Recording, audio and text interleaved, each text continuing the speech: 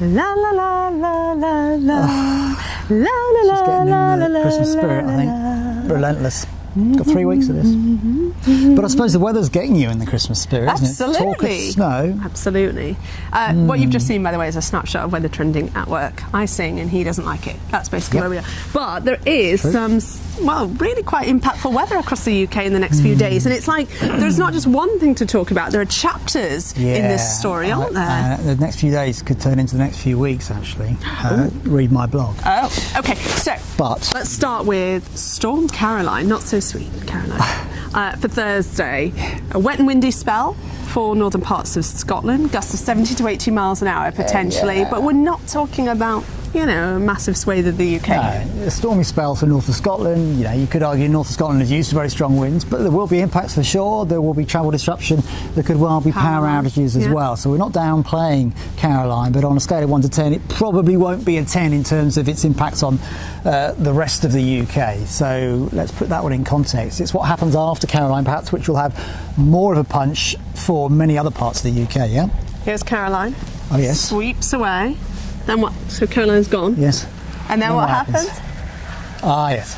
Cold northerly, like last weekend, cold northerly wind sets in, digs in across the UK, the whole of the UK too, and with that the risk of some snow showers right the way as far south as the southwest peninsula of England, so it's not even like it's just the north this time. So it is like last time, but probably a little bit colder than last time, and those affected by snow will not be the same areas that were affected by snow because obviously last time we were mostly talking about the east, the northeast coast, that kind of thing, northeast coast, whereas this time we are talking about the west. And we've got weather warnings for snow and ice for Friday and Saturday, so 2 days worth of warnings. These snow showers could just keep coming on in, and so by the end of the weekend some places could have 10 to 20 centimetres. Yeah, you know, it's going to be one of those situations where some places get an awful lot of snow and some places don't see any at all and be wondering what all the fuss is about. But you think maybe more?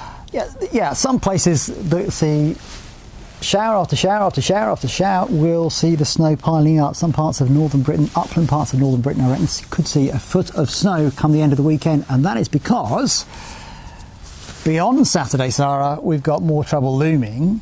And that is because milder air is trying to push in off the Atlantic into that cold air, right? So what we'll have is a cold lozenge of snow, of cold air right across the UK. I love the look of your lozenge. Shall I hold your lozenge for you, madam? Thanks. Okay, and then in from the west, and we don't know exactly how far north or south this will be, but the next area of low pressure comes in. As it barrels into that area of cold air on the northern and eastern flank, that rain with that will start to fall as snow and could keep going as it tracks its way eastwards.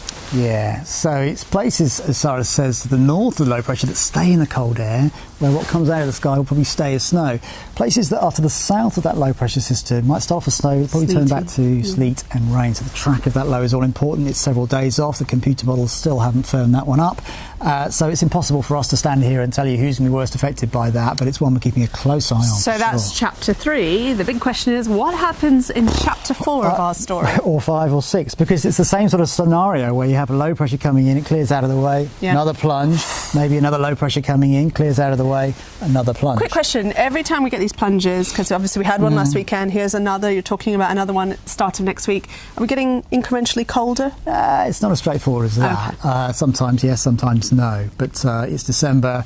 What comes out of the north is normally pretty cold, hence the alerts for snow, which I think we're going to stay watchful for days, if not weeks. And what about betting? Is White Christmas possible? Hate to sound boring, but it's too far off. You will never say. You're saying I'm boring? I mean, if the cat fits.